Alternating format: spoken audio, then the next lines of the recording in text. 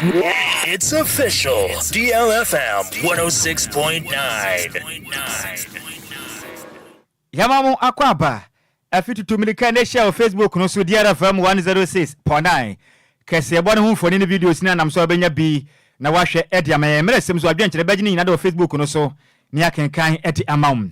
Ya sha kese bona se na ya sha se de free Ghana mampani John Dramani Mahama na kache odensam edi atudwa sem na ban ba ba moden etimi atena se ayen hyehyɛ pa emene o my Ghana dumso a na nsen be tete ho no mo sen kai Ghana ya hwe ni ya dumso be san ni ti o my Ghana mo ndesi ade ni nyina da ebetimi aye twam kabia ma Ghana nso nyinam kane no etimi gya naso yi pam odensam de tudwa endrada ema na bon ho moden etimi ema asoafo mako ensia wo mpenifo moden akwa asetena gye o matumi se mo moden kwaso ma my Ghana na wonum esai e wo Jubilee House na Ghana mampani John Dramani Mahama ekase no chirem sem se ekase mpo de o manga na ho ne ne metire nyam kane ho sensam de ye mo yensam emfama no na ban efrisem wo hwe amambo etwam ya Ghana mampani dada na daga gufuado na mamwo no nyamianim ne kureni wo mu de o manga na bro ye pa se nyam kane ho sensam de aba na ko mche bone de afidie de ma wonum nanso ne o mmode agira mo nanso me na mo mmode yetuma kwato fango ni bi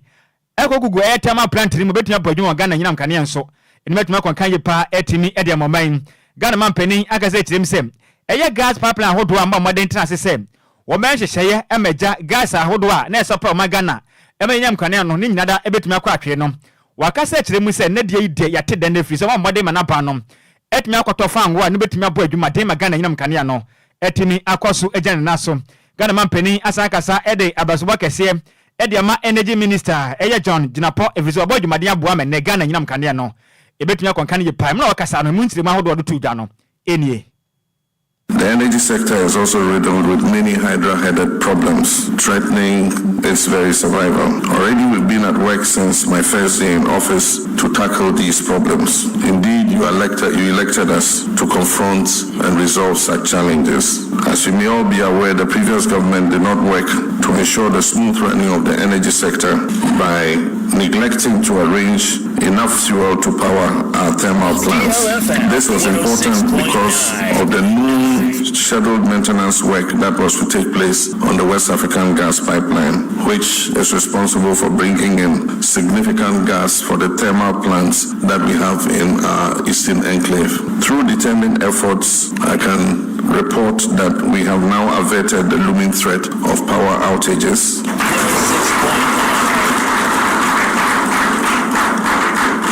and began delivering fuel to the thermal plants in the east in advance of the shutdown of the West African gas pipeline. And Honorable Ginapo, I want to congratulate you for working very hard.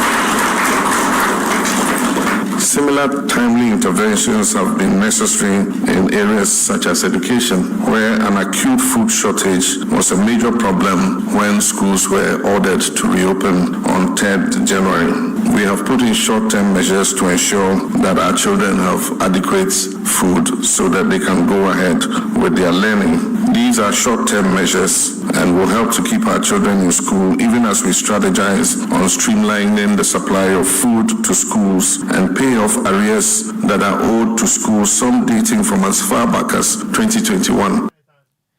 Any awoti ye Ghana mampani John Dramani Mahama. Yanto akase abone so na former defense minister Dominic Nitiu edin sema betudwa wa abra omode eye nsema be to ayemra shebedwa fie se omampani John Dramani Mahama etu kwan akoye United Arab Emirates na momanya ade a oyusu eye presidential jet no ana Dominic Nitiu ekase eye presidential jet na gina ne naso ye pa chese sane edi juma no eye ade a wo se omampani ede kokko aye obi ma sane be ye ode ba akodi ni juma na mom se obetna ye commercial na se private jet mudia ya na enso ani kran to omampani eye presidential jet na gina ne naso ye papa nti so wu tukwan akwakodu juma bomodia na fa ye presidential jet no fakọ esan say nsam ni beto oja e kire say ya de omampani enfa presidential jet na nkono na Mashebedwe for the ma MPP amonyo ko mo Mashebedwe fie na ebisa say it ade no mampani wu to kwan na wu use presidential jet na momu use commercial flight enya dia eso ani ye kra or the same way etudwa. The issue on what my honorable friend honorable Nhyiraba raised, I'm not there into who rented private jets and who didn't rent private jets. As Minister for Defense, and the records available to me, President Mahama kept on renting private jets any time that the president, anytime that the president's jet was not available, the communication squadron jet was not available for whatever reasons, the president always rented it and used it. The difference today is that the current jet is serviceable. It can move. It is working. It is wrong for the president of the republic to be going on commercial jets when the jet that Ghana used their money to pay for and buy is available and it's working. Very wrong. I will have no problem at all if the president used that jet. I will have no problem at all.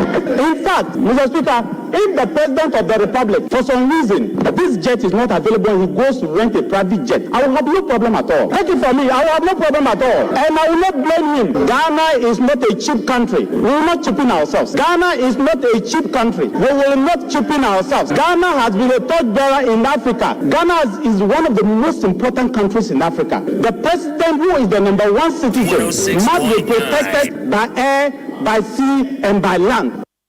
And I would see a former defense minister Dominic Nitiwu and Okasa ya mampeni was only so a presidential jet no fenkodi ni juma ewo eye obi man so no we na ya openia ya friend so no na minister for roads and eye highways Kwame Gavins Abuja and so adi betu ja say ampa o mampeni e de commercial flight and a two kwan ne san say oya sronko kra di free o mampeni dada na do dan kwaku fado ho a onu do two kwan ya private jet akese and otinem edi two kwan.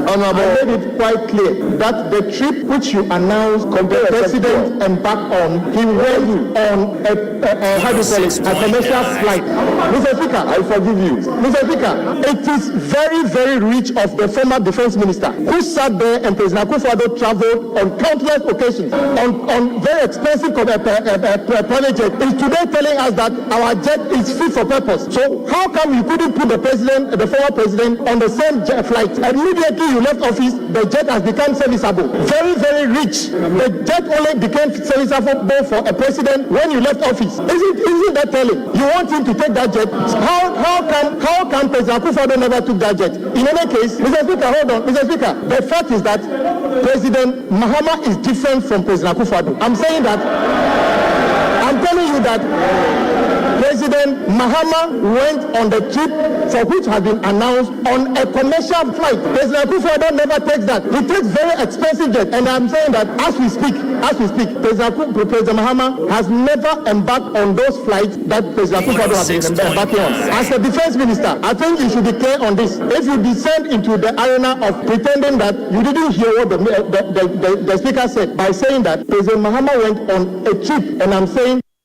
and I would see opinion Ayaboni so no number minister for roads and then highways Kwame Gavins Abuja and I did to just say Omampeni John Dramani Mahama don to say Omampeni dada na do dan Akufo-Addo to kwanya and a private jet akese no betinem wo wiem nendo dware no didi no ye ne niam akese e wo wiem honum owie na ye Mashebedwe ni de man sanwe madu ojiri Frank Anodompre edu betu just say Sempo na do dan Akufo-Addo etna private jet akese mu e de ye ne ope krampo na nya de a flight no obefa no ye ni nua de a nti wo say Mampeni John Dramani Mahama na di wu say o tu kwan no use ni nua be ma private jet and edi tu kwan. Our member who is yet to be sworn in as a road minister decided to choose a different path and go off tangent. Indeed, he said something which I find very revealing. That President Mahama is different from President Akufo-Addo. That is true.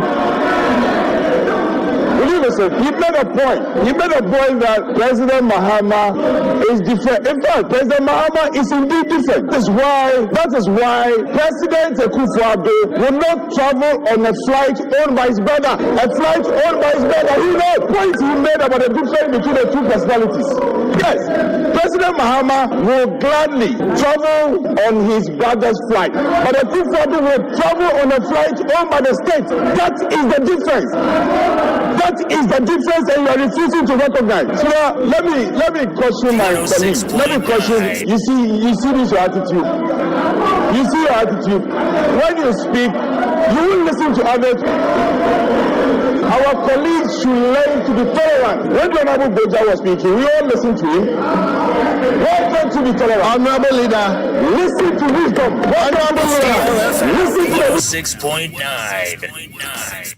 Eni ya wuti ye mrashebedwani di ma insanwe madurojiri Frank Anodon pre na oche se odi mampeni John Dramani Mahama toto mampeni dada ho dia so hu so mampeni dada otu kwan a oyiso presidential jet no na emo mampeni John Dramani Mahama de obe yiso ni nua be ma private jet anedi etu kwan yentu akase ebono so na breaking news bi atofom ye dan ye ho abasisi a DLFM breaking news.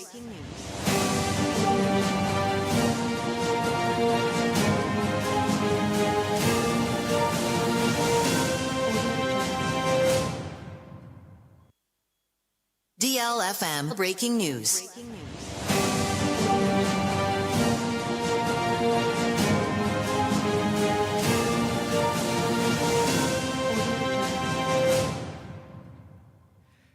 Yabamo akwaba putupru enkra abato DLFM yenkase bopono so echirem se okopie mu e oframantem eye noton abato mpesu aso Japan eja etimi ato bia honum baabi ema me kasei a stores ne dodo na da ni nyina da etimi ahye nanso nya de nipa biara etimi ahwe ne kom ne mombode yen ne yenkofra mantem ya mani boni wisdom sedwa meda yenkwa ne chen ko bisense de asie no nokura be na wom se eja etimi ato edwapon no no wo eye framatenim e wo nopton abeto epesu aso wisdom Grapeni ma how Bejoso. Nempom design.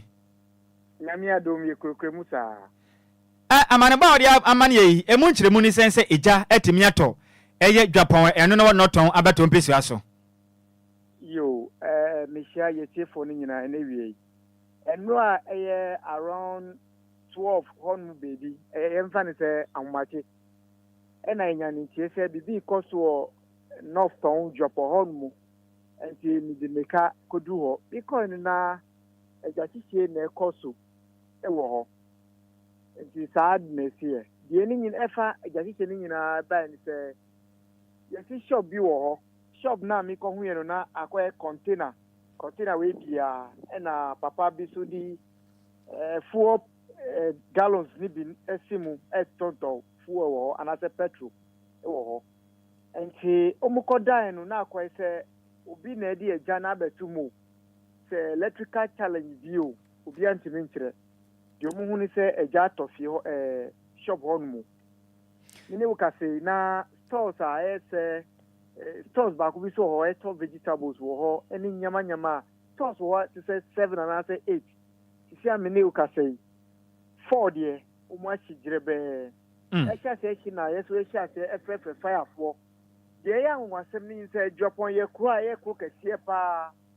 wo fin kran e ko water region say ho after Timpoku Japan e first water region e kura obehim anta na we ti ni aba water region nti e ko ni e ko kese but fire tender na say fire pump bia ni ho nti before fire tender be free atojaman e ya Timpoku ho no bebi aba na akwese nyama de bebreshi answer mo be do it is say no eja no mpenifo atumi aso ano mpenifo aso ano anaze me mfa ne se mo adum nu ba de o mni se instruction afa afo ama ne se be ya nkofo omu wo ho ewo stores nu obi an bomo ni na ne sanka mfa ne se fire extinguisher na omudi CC office ni bi no no bi an fa bo no ho ban bo ne ho ban wen the me crime one say ye ka factories aye Tesla factory ke sia e wo Ghana fanani nyina e drop on Tesla factory on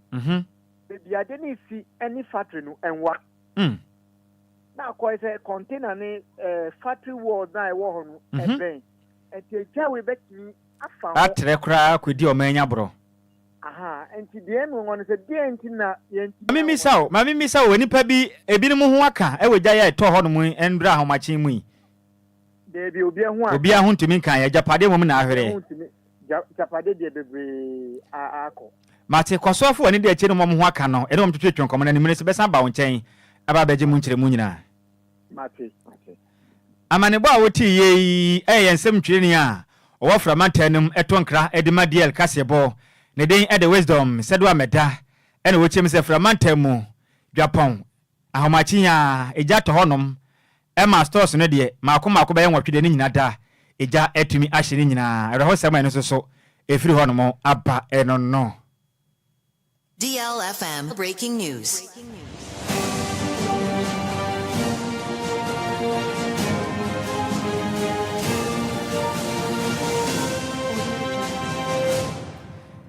Yemfri awahusemu ne yentoa kasebo nso kopie mum e mrase bedwam na damko anwa mrase bedwam akasa ede sombo ede aboga na mampani bema oboada John Dramani Mahama say wabu enhyehyia hodo a efa eye presidential office atene wabu supam na wonom kase na mukyem say wo hwe oman Ghana ya mamle no efa babia eye presidential office atena wonom mukyem say section 4 eye cross 1 no ede de pefe say omampeni ansa mumpo bobo no homaden atimi apa obi se onkonkwo ye presidential staff ase no anaso onko boa no e wonu dwumadie mu omampeni atena ye no ehu benya pa se obetumi abo no homaden na one eye council of state esi agina esdo bohu ansa no omampeni mpo atimi atusa na moyin na ndamkuma no ekirem se esi ekese mpo no my Ghana enya de electoral commission atimi atu aba apa eye council of state ni tie ba ne Senegal mampeni atimi eje ne ono akasa ne tumi so atimi apa nipa wanom ekwakwaye eye presidential eye staffers ni senti sa ne mo no tu ye no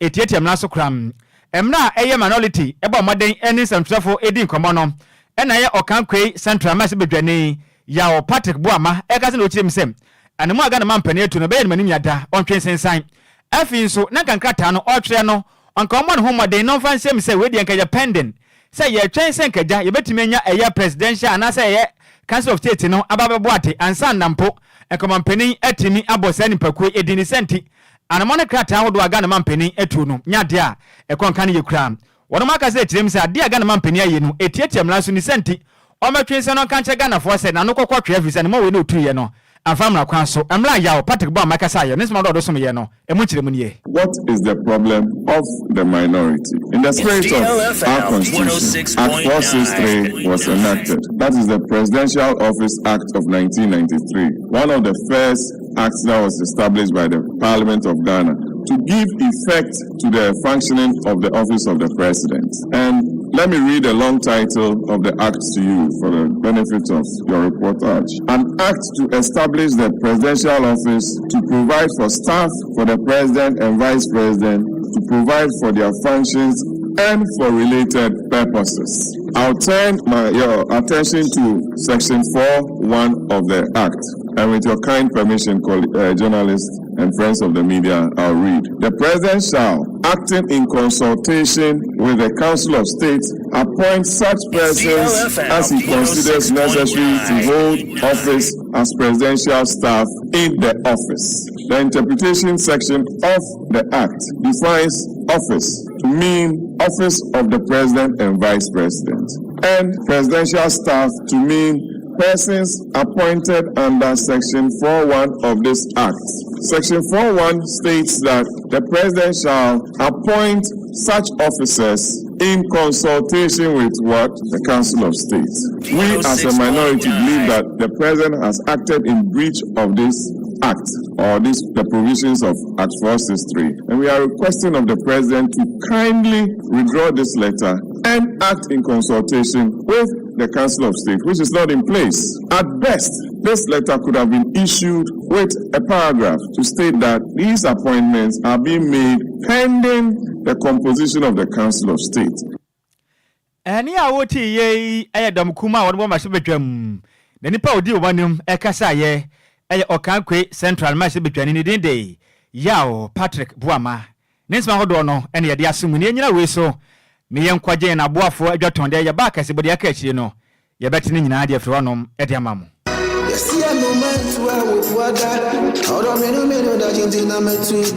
Makwantu ohunsam eye medadwen nanso me yensam tro ne nti menya adaje ye hwehwemu ekohu Sunday Sam's consult na wonum nti ende metimi ba menya abre ne adaje ekenkan ye eye investigations about womo ana me hu se wo apply for visa assistance a enfeli efri se wonum ewo track records madanse die nie ma me nintrel Sunday Sam's consult edi Britia webi ebeje wo visa amount. Say we call United Kingdom, Canada, Dubai, Poland, Croatia, Nafe Kradia, Serbia, any Greece in so abeka ho work permit etchere. Ma menchire wo mo etchere kwan. Sunday Sam's consult ewo Ofanko barrier, Asofan, our Bay Wise Park Hotel, ewo Asofan New Station hono for number 0244-291546. Email address nso samuel626@gmail.com. Yeti ehudi enti, we connect dreams with opportunities. Emanenye wadwendwen, frɛ wonom na nso bedi adanse